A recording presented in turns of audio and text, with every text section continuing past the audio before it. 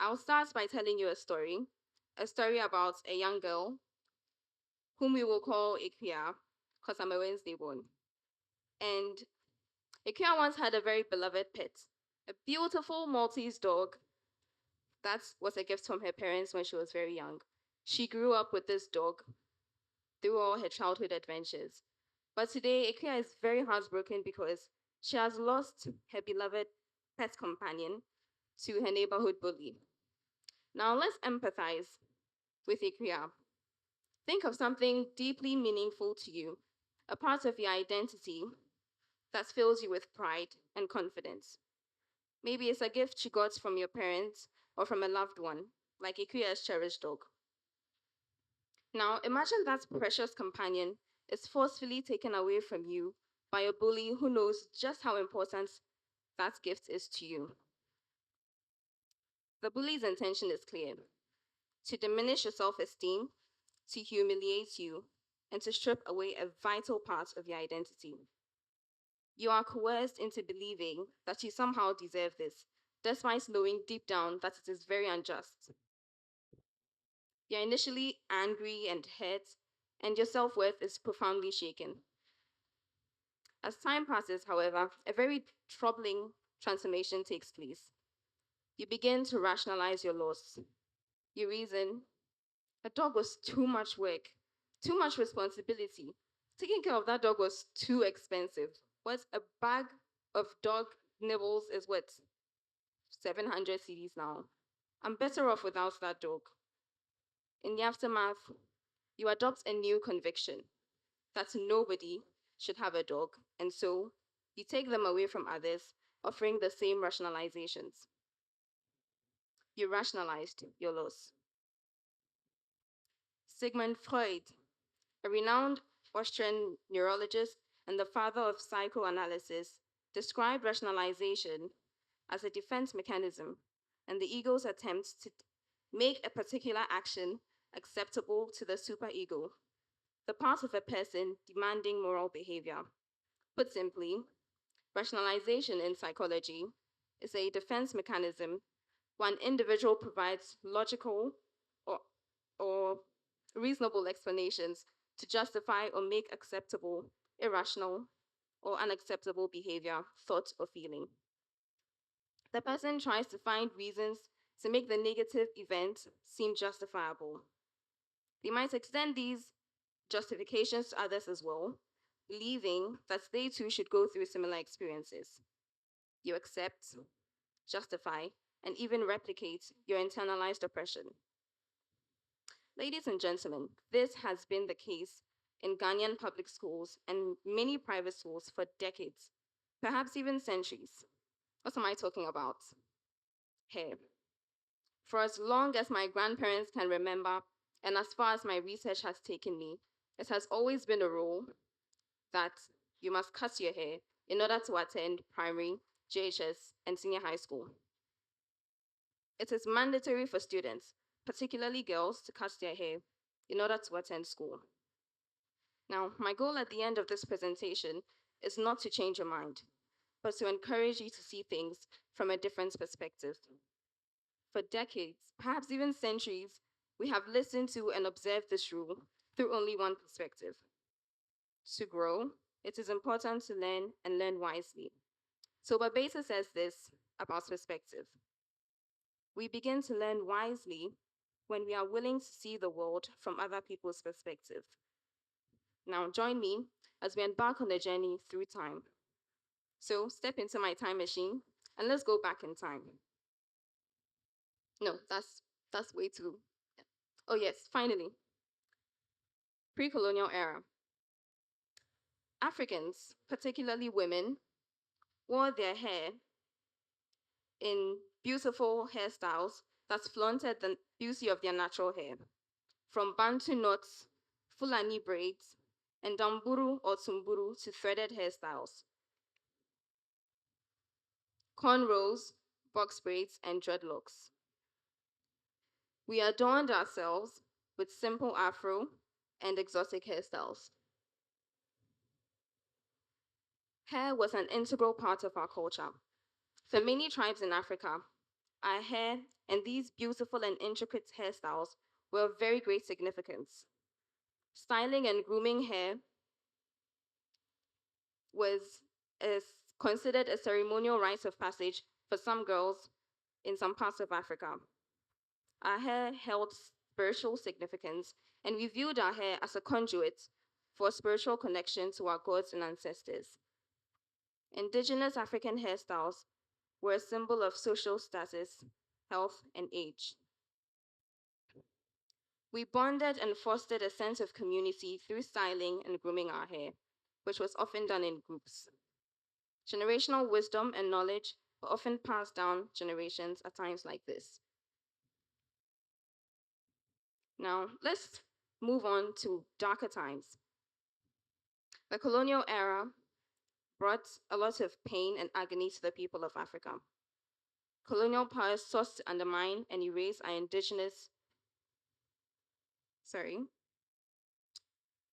they sought to erase and undermine our indigenous African cultures and traditions in their efforts to impose European customs and values. They forced indigenous people to accept European hairstyles as a means of humiliation and submission. It was a way to assert dominance and control over the colonized populations, dehumanizing them and sending a clear message. They had to conform to European standards to survive. When castle or slave schools were established during the colonial era, the African children who were forced or, at that time, privileged to attend these slave schools were often subjected to very harsh grooming policies, including the enforced cutting of their natural hair. This was part of the broader effort to strip away cultural identity and to assimilate them into a more Eurocentric way of life. Now, children who did not adhere to this rule risked severe punishments in the form of corporal punishments, public humiliation, and isolation or exclusion from certain activities or privileges within the school. In extreme cases, students who consistently defied the rules regarding hair grooming faced expulsion or suspension. This limited their opportunities as education provided a vital means of advancement for enslaved individuals. These practices were deeply oppressive and aimed at erasing the cultural heritage and sense of self-worth of enslaved African communities. Today, it is mandatory for students, particularly girls, to cut their hair very short as a prerequisite for attending junior, senior, and even primary school. This rule is enforced through corporal punishment or other forms of physical punishment, like making disobedient students do manual work. Non-conforming students face public humiliation, exclusion, suspension, and expulsion. Does this sound familiar? Like Ikea mentioned earlier, we too have rationalized our laws. We have rationalized that our natural hair is a distraction from our studies. We reason that we don't have time for our hair and that as students we should focus on education, your books, not your looks. We have internalized the belief that our natural hair is unkempt, difficult, and expensive to care for. Show by hand if you've been told that your natural hair is too bushy or too messy. We have also rationalized that enforcing the short hair policy is aimed at creating and maintaining uniformity and discipline amongst the students. We reason if the students all look the same, it will prevent unnecessary jealousy and competition among students. Maintaining natural hair is way too expensive for students and will foster jealousy among those who may be able to afford taking care of their natural hair. Hair hygiene is a concern for those in the boarding house. Having short hair as a student makes your life easier. I have in my time heard a few strange ones. I have been told that having short hair will help me to think better. That didn't happen. I have also been told that having short hair will keep predators away or old men who are interested in young girls away. That did not happen. Now, some of these rationalizations may seem valid, but they are merely an attempt for us to deflect the pain of our loss.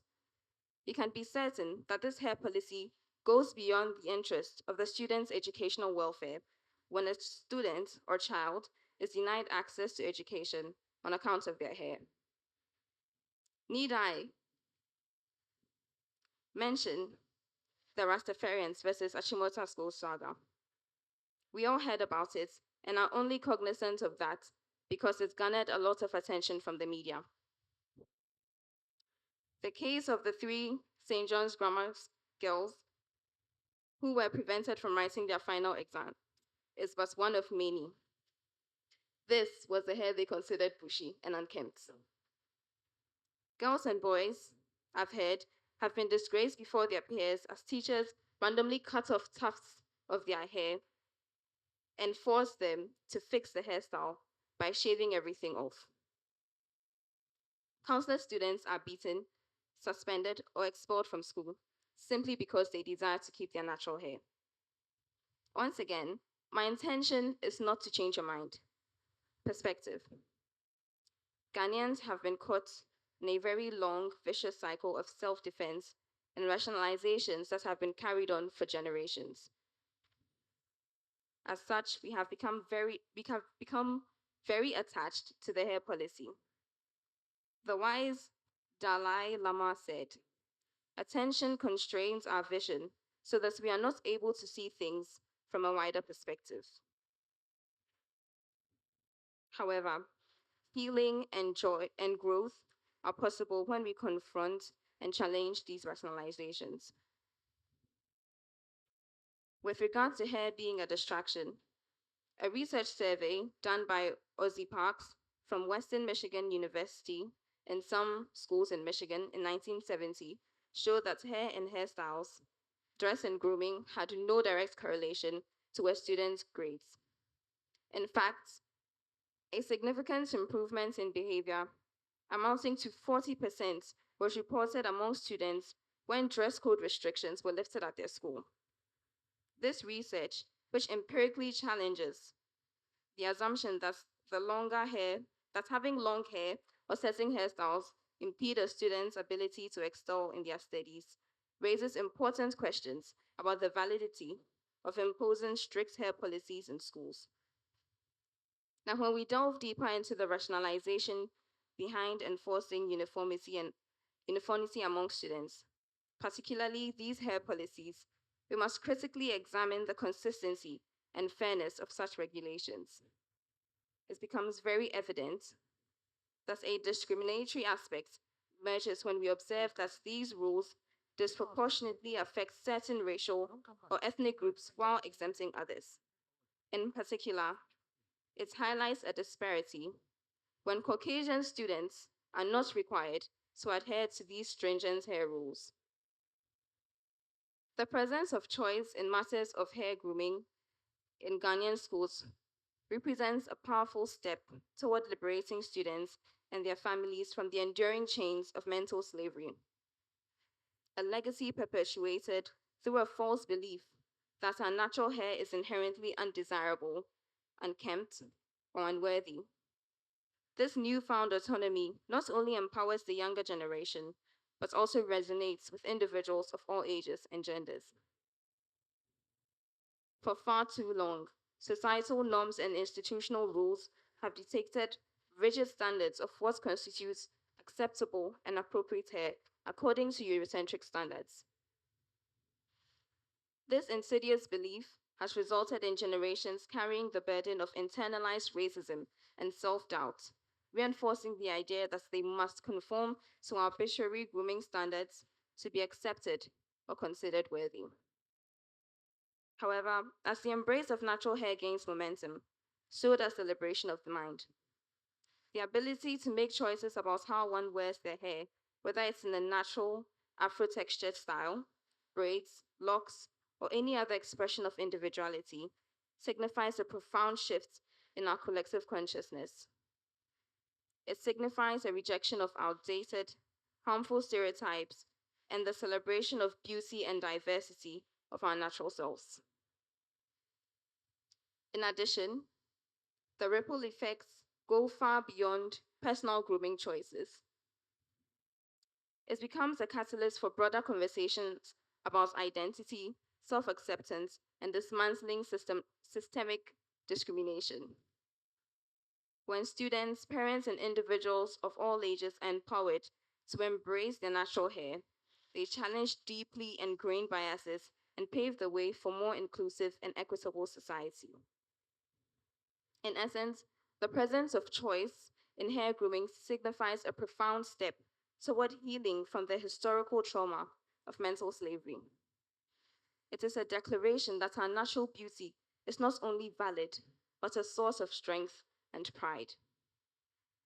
As this movement gains momentum, it carries the potential to reshape our collective self esteem, promote cultural appreciation, and redefine societal norms, ultimately contributing to a more just and inclusive world. Osajifo Dr. Kwame Nkrumah said, "Forward ever, backward never." But how can we move forward when we still hold on to the shackles of slavery, even after they have been broken off our wrists by our ancestors? How do we heal our wounds when we hang on to the past? How can we move forward when we have become our own oppressors? Thank you.